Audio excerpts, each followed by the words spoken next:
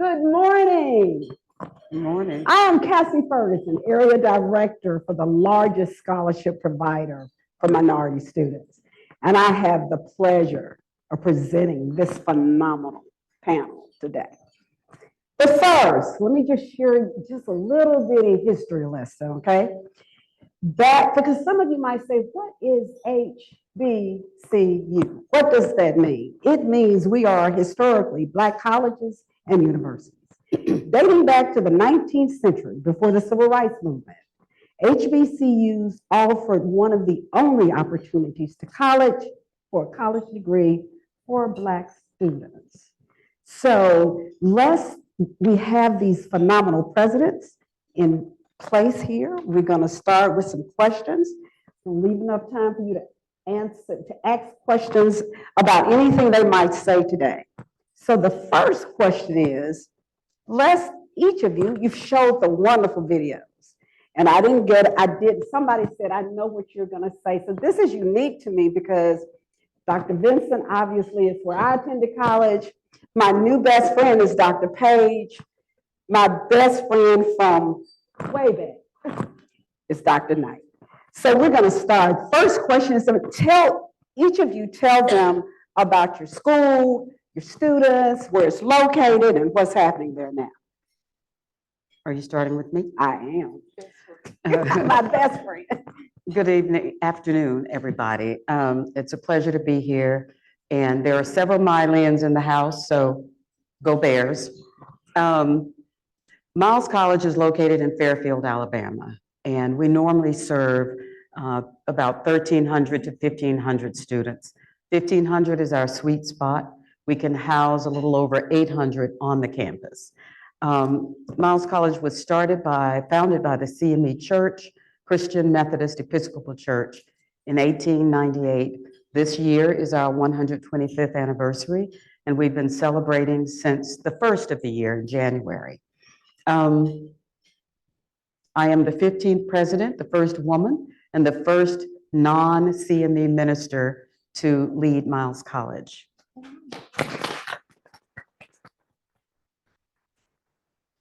Well, good afternoon, everyone. I am Yolanda Page. I am the 8th president of Stillman College. I'm not the first woman, but I am the second woman to lead the college. This year, Stillman College is marking its 147th anniversary. As a matter of fact, it's this week. Our Founders Day activities are this week. We are entrenched in the Presbyterian affiliation. So we were founded in 1876. The vision of Dr. Charles Allen Stillman, who served as the minister at First Presbyterian Church of Tuscaloosa at the time. And he had a vision to provide access to Presbyterian ministry to African-American men. So we were founded as Tuscaloosa Institute. From there, we became Stillman Institute, and now we are Stillman College. As the video indicated, we are small, yet we are mighty. We currently serve 775 students, very equal as relates to gender representation. We serve about 50% women, 50% men, primarily residential, as you will probably get to know about many of our HBCUs. And we pride ourselves on, as the video indicated, hard work and tenacity. Cassie, it is an honor to join you. Thank you for all of your outstanding work. Even if I'm in a meeting, when you call, I pick up. And to my sister presidents, it's an honor to be with you all today. You all are on speed dial as well, so we definitely appreciate that. And of course, I want to thank all of the Talladegans, but especially past Kiwanis President J. Mason Davis, and he also served as our board chair. So we certainly appreciate you, class of 56. I have shared on many occasions that Talladega College has the most compelling origin story in American higher education. As you heard on the video, to have two newly freed men who, as enslaved men, built the first structure on campus. They go to the American Missionary Association meeting during Reconstruction and build a faith-inspired mission to educate students for generations to come. They come back to Talladega, Alabama. I call it an exurb of Birmingham, about 50 miles away. And they buy the building that they built as enslaved men. And for 156 years, we have faithfully fulfilled the mission, the sacred mission laid out by our founders. This indeed is our Founders Week. And in my presentations across the country, I've talked about the theme, genius moments, lasting legacies, faith, tradition, and truth. And these genius moments that all of our schools were built on is about education and faith. You know, the Brown decision, Brown talked about overcoming state-sponsored segregation, but it also talked about education being the foundation of democracy, and that you cannot fully participate in our democratic society without an education. Well, our three institutions do just that. So what's special about Talladega? A couple of things. One, we have produced 23 college presidents.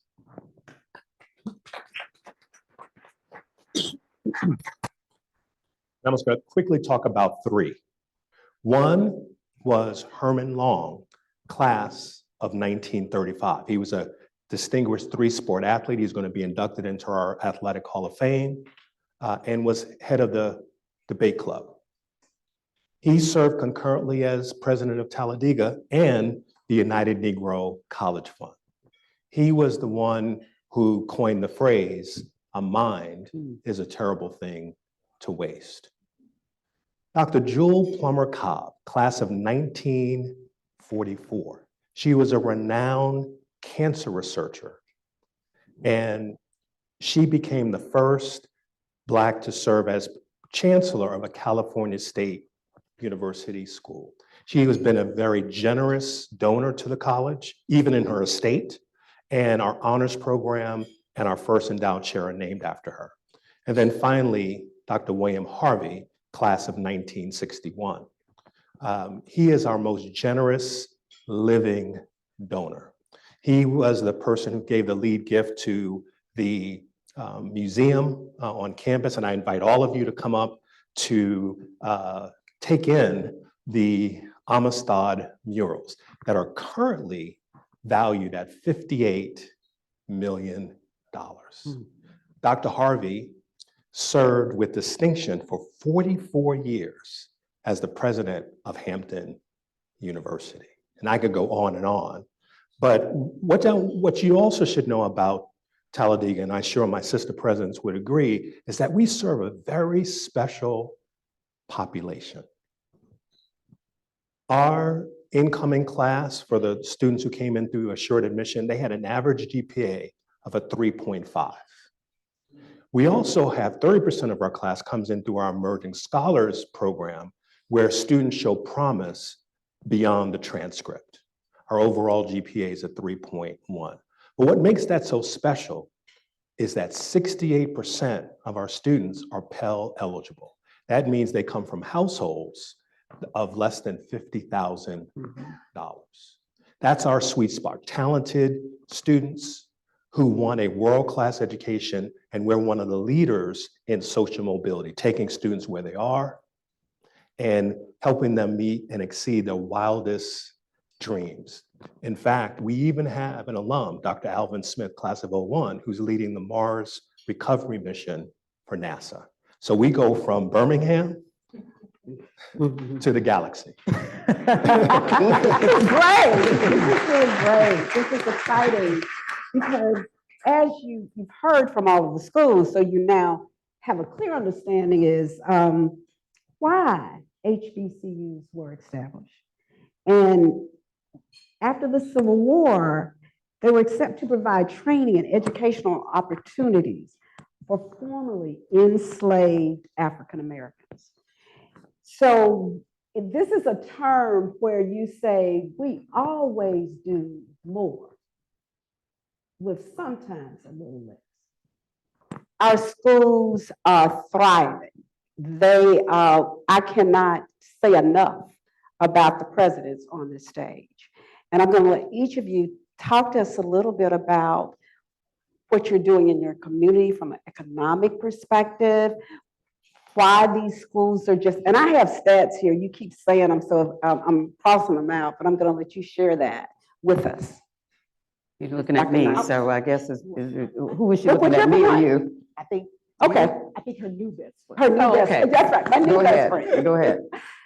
So we're doing some exciting things at Stillman College. One of the probably most exciting things for me, I would say, being a sports mom and not having football on my campus, unlike the two between whom I sit, is that we recently announced that we partnered with Visit Tuscaloosa to host the GCAC basketball tournament in February of next year. That's a very big announcement for Stillman College because it's our first time taking on such an activity. And it's projected that during that weekend, Stillman is going to help make an approximately $800,000 impact on the city of Tuscaloosa. Now, of course, I know that fails in comparison to what the University of Alabama does, but I think for a school our size, as you just heard me say, 775 students located in West Tuscaloosa is definitely an opportunity for us to indicate that we are a part of the Tuscaloosa community and that Stillman can indeed have an economic impact on the city.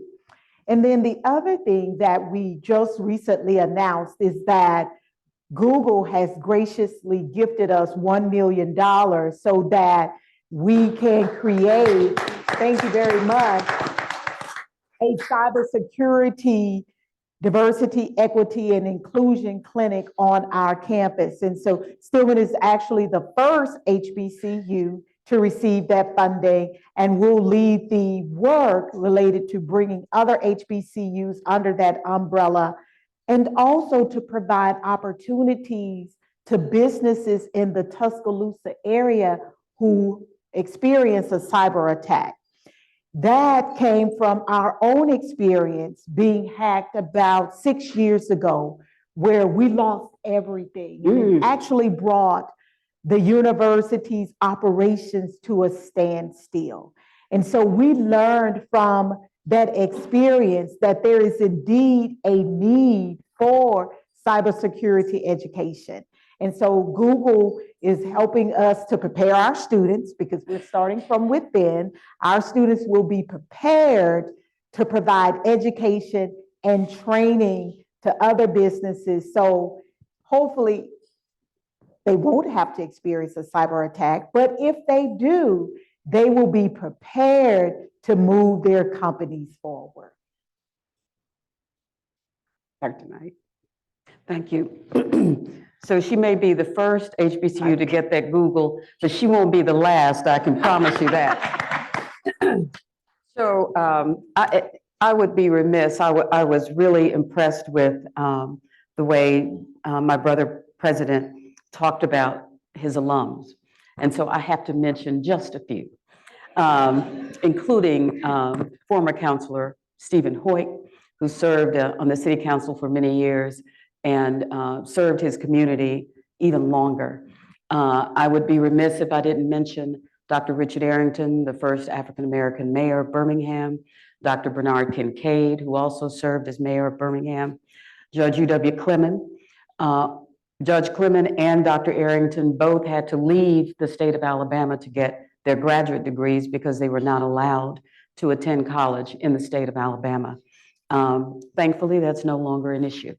Authoring Lucy Foster, who was the first African-American to integrate the master's, the graduate program at the University of Alabama.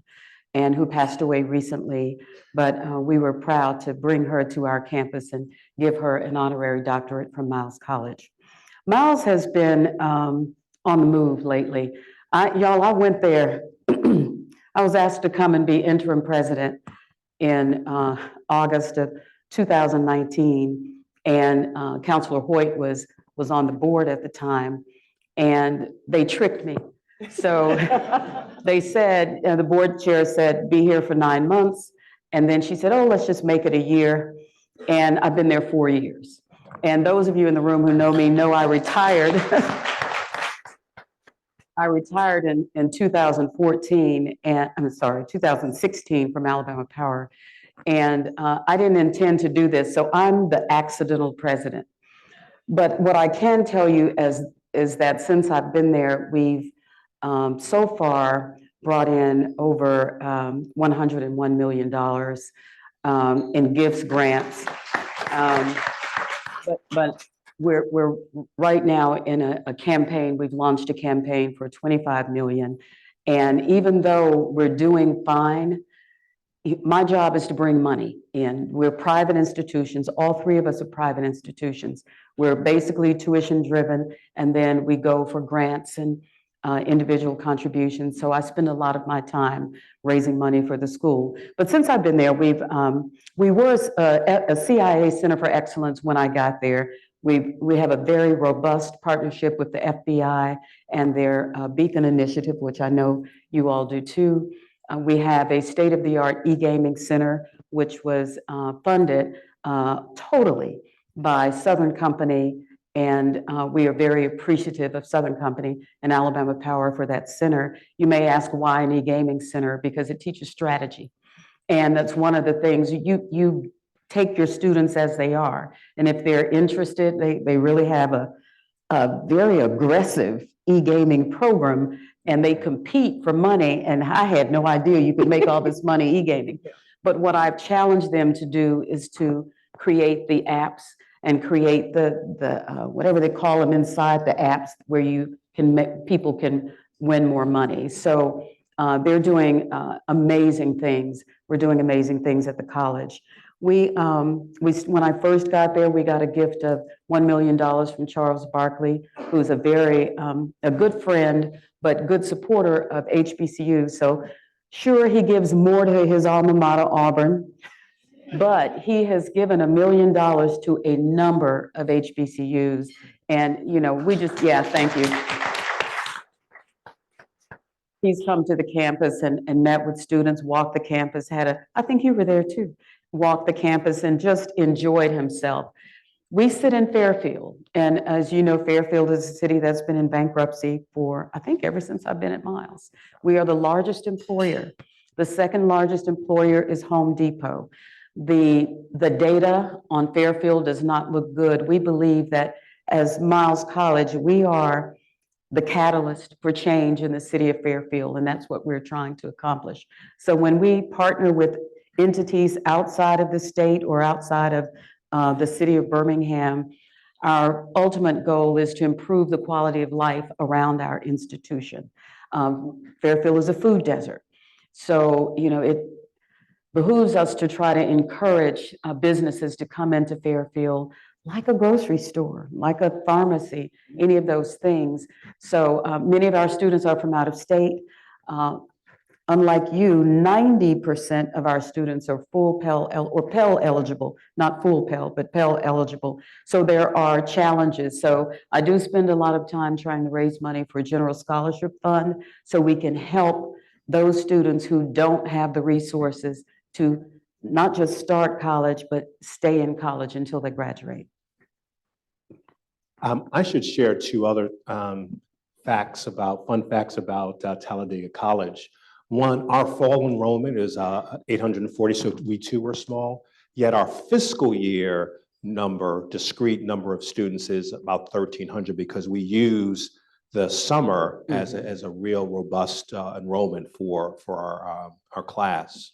The other thing you should know, we're a proud member of the GCAC as well, is that we are the second HBCU to field a women's gymnastics team. So we're very excited about it. You know, Talladega College has had a long history of engagement with the Talladega community. We all know well the history and legacy of state-sponsored segregation. Talladega College has always been open, regardless of race, gender, creed, national origin, or differing ability. And we use that access to extend to the community. So we had the first bookmobile for students of all races. We had an integrated school that was open to the Talladega community. So we're always open. You all know that the Alabama Institute for the Deaf and Blind it's in Talladega. So we have a strong relationship with AIDB. As far as engagement, we had a community engagement breakfast yesterday as part of our Founders Week, and I sat in conversation with Cedric Hill, class of '07, who is the city manager of Talladega, and we shared with the community the ways that the city of Talladega and Talladega College collaborate. One example is that the city of Talladega provides internships to 14 of our students and have hired several of our students post-graduation. So we're very pleased about that. But I want to pick up on what my dear sister talked about with cybersecurity, because that is a huge issue in esports. When one of the faculty members came to me and said, I want to start an esports team, I acted like cool, like I knew what he was talking about. So I went to my resident expert, my son, who's first year. I said, hey, is esports a thing? He said, Dad, esports is a thing. So we have a very competitive esports team. But thanks to the great efforts of one of our alums, S.C. Miller, class of '85, she retired as the Deputy Chief Information Officer for the Department of Defense. And she brought her time, talent, and treasure to Talladega. And through her contacts, we were designated a National Center for Academic Excellence in Cybersecurity. Thank you. And she gave a generous gift and then also helped us leverage this project to secure more grants from Alabama Power, the Scripps Foundation, and beyond. And then the last thing that I'll share with you that's really helping the Talladega community, again, through S.E. Miller, trustee S.E. Miller, she was able to help us secure almost a $3 million NTIA grant from the Department of Commerce that is expanding broadband both on campus and across Talladega. Awesome. Some of this stuff, I thought I had done all of my research, but you're telling me so much. So here's the cool thing. The reason that I say President Knight is my dear friend, we worked across the street from each other for years. Mm-hmm. So I was at AT&T, she was at Alabama Power. When we both retired, we talked about we didn't want to work very hard. We were going to start doing something. For those of you who know Fred McCullum, he and I talked, and it was like, I ended up here at UNCF. And so President Knight said, Cassie, you sure you want to do that? And I said, let's do something fun. And then lo and behold, she is now the president. So that's why I say that our mission continues to go forward, as well as our Stillman and the things and the people that have been on that campus. We are in, as they say, Jefferson County, all around you. And I'm hoping at least one person in here, at least one, takes the opportunity to visit our campuses and call these offices so you can really see what they're saying, because it makes a big difference when you can actually see it. I'm going to let each of them now, and I'll start with Dr. Vincent, since I went this way earlier, to kind of give us some closing remarks, because we want to have enough time for each of you to be able to chat and address any questions that some of my other family might have. So I just want you, this is my family every Tuesday. Letha, there's cousin over there, and I don't see my cousin John Saxon, but he's usually here. Okay. So, this is my family on Thursday, and this is my family on Tuesday, and this is my family the rest of the week. So would you tell us what anything else you might want us to know about the Talladega College? Well, first, I want to give a shout out to the Kiwanis president, our Board of Trustees Vice Chair, Dr. Tracy Moran Adams.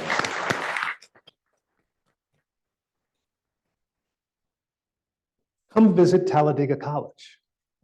Not only will you see these iconic Amistad murals that tell the story from slavery to freedom, but also come visit our historic district that's on the National Registry, our DeForest Chapel. I call it the heart of our campus.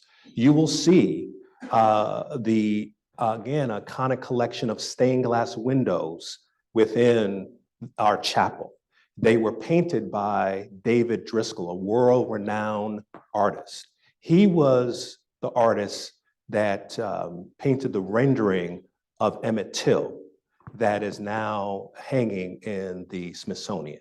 And so I say, come visit our campus. You are always welcome. We are open to you.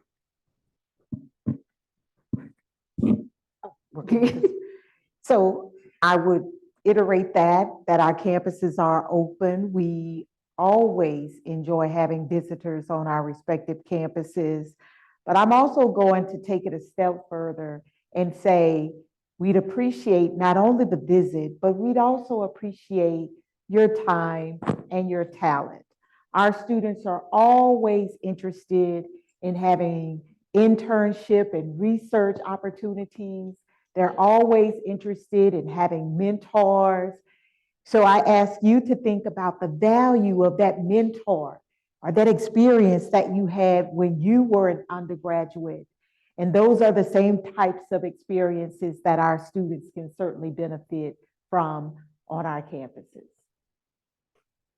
So I'm going to close by asking one of my former students to stand, who is now in the Coast Guard, serving in the Coast Guard. And this is Miles College. One of the reasons you can sit, one of the reasons I stay is because I love these young people. And because I have had so many people come back to me to tell me that when they were at Miles College saved their life. I couldn't really get what that meant. I get it now because we do have so many exceptional and amazing students that walk through the doors of Miles College and the hills of Miles College. During my inauguration, Commissioner Jimmy Stevens spoke, and he said he had never been on Miles College campus. And he said, man, this is a diamond in the rough. Well, we're not rough, we're a diamond. And I would invite any of you to come and visit. We have on Wednesdays, it's Fried Chicken Wednesday. At every HBCU campus across the country, best fried chicken you'll ever eat. The lines are so long, but we'd love to have you to come. And if you want to have a meeting or anything like that, you're welcome to come to Miles College. Thank you. And before I open it up, the unique thing about this team is that when you say UNCF schools, they're all private, and these schools are private.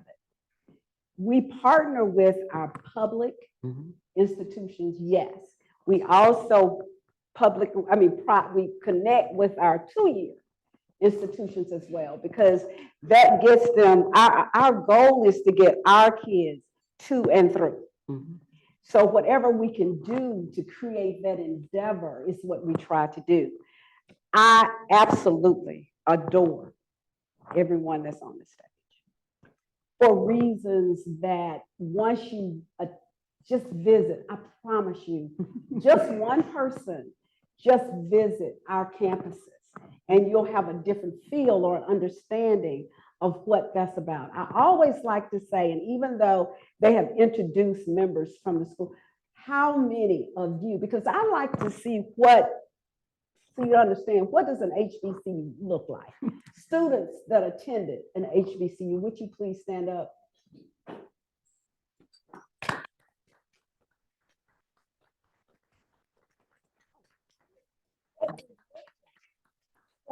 still working and thriving in our communities, as well as growing our neighborhoods. Now, I'm going to open it up for any questions. Yes, sir.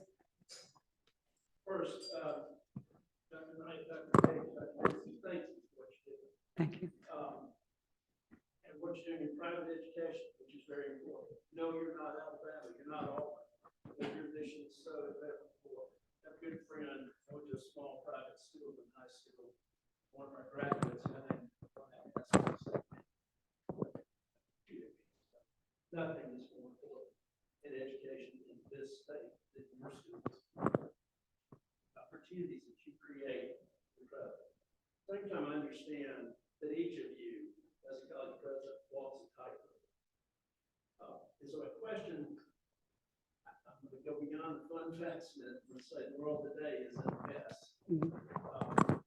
Israel has been we're seeing on college campuses and cities across this country, people advocating for the Palestinians and giving Hamas a very big break. A friend when I went to Israel with my own church, Israeli served in the army there and served as our Jewish source. He's an archaeologist. He's excavating things around Israel, and they're finding wonderful things that confirm so much that we read in the Old and New Testament. He's found a tank with Italian headed toward just in case. I pray for that. I think about that. Religion has burned youth, so I think about what's happening there. What I'd like to know, and I don't know that this is a notion of what might be happening, but I'd like to know, having seen something recently,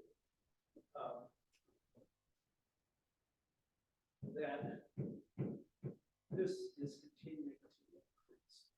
The doubts about a relationship with Israel, the doubts about ties. What is happening? What has happened? What are you dealing with? Are there any demonstrations? Pro-Palestinian, pro-Israel, whatever. Or what do you expect to happen? Because what I saw from my experience, historically, great support, blacks from the Jewish community, well, I went to school with very strong support of everything we're doing. But what is happening, and what do you expect, and how do you make sure that we keep this discussion open, where people can really talk and dialogue and come to the understanding about us to have progress, building it, and not just the world. So at Miles, we have not had any demonstrations one way or the other. We do have several of our students who annually take a trip to Israel through an organization here in Birmingham, and who come back changed. I will say that last month we hosted the Consul General from Israel on our campus. She was amazing. She may be the assistant Consul General. She's over in Atlanta. She was amazing. She brought a delegation. We were very proud to host them and pleased to host them. And one of the reasons, we also had a group to come from the country of Georgia. One of the reasons we do that is we want our students to be exposed to other ways of thinking around the world. Our mission statement says we want to create global citizens, and you can't be a global citizen if you don't understand what's happening around the globe. So although we have not had any demonstrations one way or the other, we do have open dialogue about what's happening around the world, not just in Israel, but also with Russia and the other Baltic states. And I would add to that, like Miles, we have not had any express demonstrations, but we have had conversations with our students about just the sensitivities related to both sides, and how if you're going to take your thoughts to social media, then this is how you should consider framing your thoughts. By no means are we asking them to shutter their thoughts, but just to think it carefully through. I also would like to share that it was probably about 2 weeks ago, Dr. Michael Lomax, who is the CEO of UNCF, he issued a statement, and many of the UNCF vice presidents, signed on to that, because one of our member institutions that I attended, Dillard University in New Orleans, has actively had a Black-Jewish relationship for a number of decades. And so that was a demonstration that the UNCF does have some support as it relates to just the shaping of everything that is transpiring. I just want to amplify that point. We are so honored to have Dr. Michael Lomax serve as the president of UNCF, and he wrote an eloquent letter, as an English professor would do, and he spoke for all of us. So we greatly appreciate that. Like my sister presidents, we have not had any demonstrations on campus. One of the ways we want to address this, I love this global citizenship. That's something that we aspire to as well. But we really make, as I mentioned earlier, chapel the center, and talking about broadly spiritual engagement and how do we connect, because we know that religious freedom, religious tolerance is at the center of our democracy, our First Amendment. And so we want to make sure that we educate our students to be thoughtful, global citizens, American citizens, and we have a strong international multi-faith student body. And we want to make sure our students understand that, and for those persons to practice their faith freely, or if they choose not at all. Thank you so much. And thanks for that question. That is great, because that is the one core of our HBCUs, is that we have a strong faith. And whatever that is for everybody in here or outside the door, we strongly emphasize that. Any other questions? Oh. We say good afternoon to all of you. I certainly want to say to Dr. Knight, I was on the board when we discussed hiring Dr. Knight as our new president. And it's always been my understanding that at some point you need somebody who's business minded. She was that person that has done an excellent job. Thank you. And I have served in that board for 12 years, but I have something in common with each one of these institutions, because I was a speaker at each one. At Talladega with the honors. Yes. About 3 or 4 years ago. But HBCU was so important. Everything I know about leadership, I learned at Niles College. It's no accident that I served for 16 years. Without a hint of scandal. You got to have something inside of you that keeps the balance in you. And that's what Niles has given me over the years. And I'm just proud of these wonderful leaders that we have with our institution. I just believe we're in good hands. And so I want you to know that we go unanimously with Dr. Knight. Thank you. We have not been I think. leadership, and I love students who love her, love her husband, and we just appreciate what they're doing for Mount College and for the Birmingham area, because she's very impactful. And so I just want to say that as one of my best friends is Tracy the Rat. Great friend and Southeastern director of APA. Yes. For about 26,000. You're right. You're here. Yes, thank you. Well, thank you, for being here. I know the coronavirus pandemic is not, and colleges and universities, much like businesses, we're trying to buy over. So I want to spend for each of your institutions challenges we kind of amplified during those years of really what is being done to kind of recover from that, get enrollment back to, it's payday, and then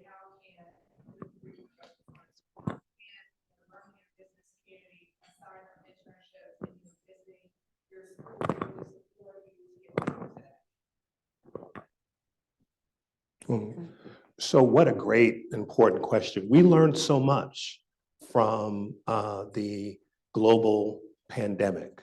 The first is how disruptive it is. And I know many of you can say this. I lost classmates, teammates, dear friends. And so this hit personal for me.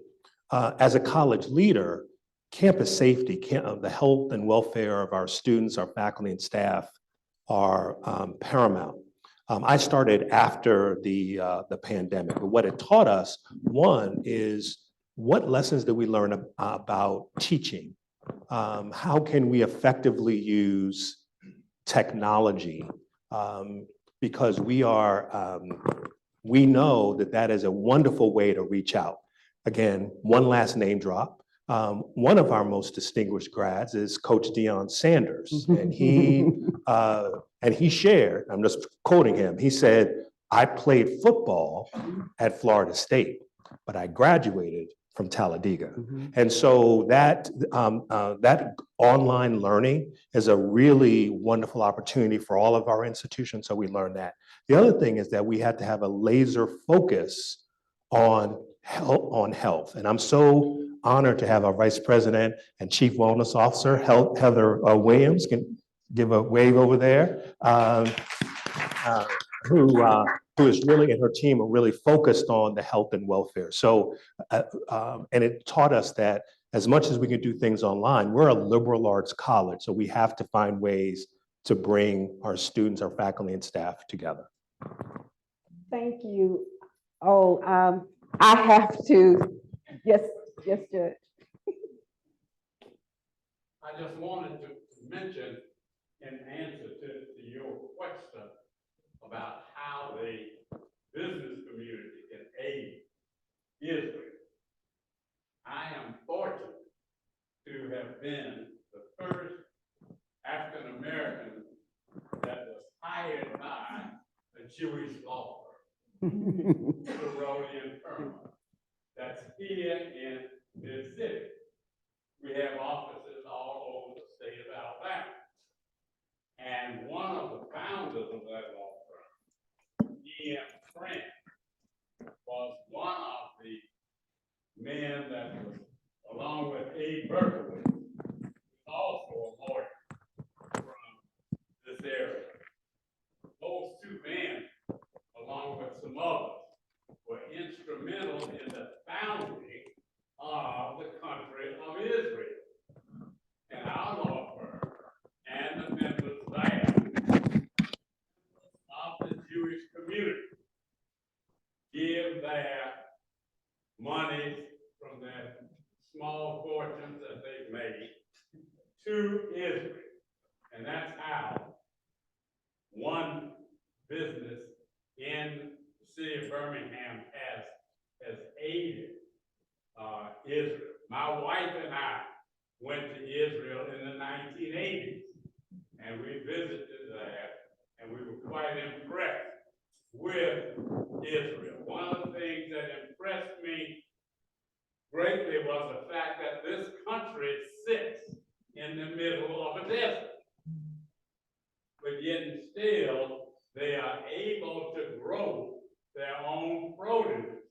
And they invented a method by which they have one drop of water coming down to a plant. And that water only comes at certain intervals. And that way they can grow their food that's large enough to feed all of the people in the country of Israel. I could say more about Israel, but that's probably enough time for me to take. Right. I want to thank you, and thank each of you for joining us today. I don't know whether that's my mic. I think everybody else is trying to take theirs off, but thank you. Would Madam Tracy please come back to the stage? Let's give our panel another. Thank you all so very much for being here. today. Yes, Dr. Knight, I know you've got to go. It was certainly exceptional and really enlightening to learn more about these beloved institutions right here, principally in our community. And thank you so very much, Cassie, our fellow Kiwanian, for doing such a remarkable job in moderating our panel this afternoon. And so on your behalf to each of our panelists, we will be making a donation in each of your names to the United Negro College Fund. So thank you again for joining us today. So Kiwanians, please join us again next Tuesday for another conversation. This one, a conversation with Pulitzer Prize winning journalist John and Ramsey Archibald and Kyle Whitmire. Thank you. Our meeting stands adjourned.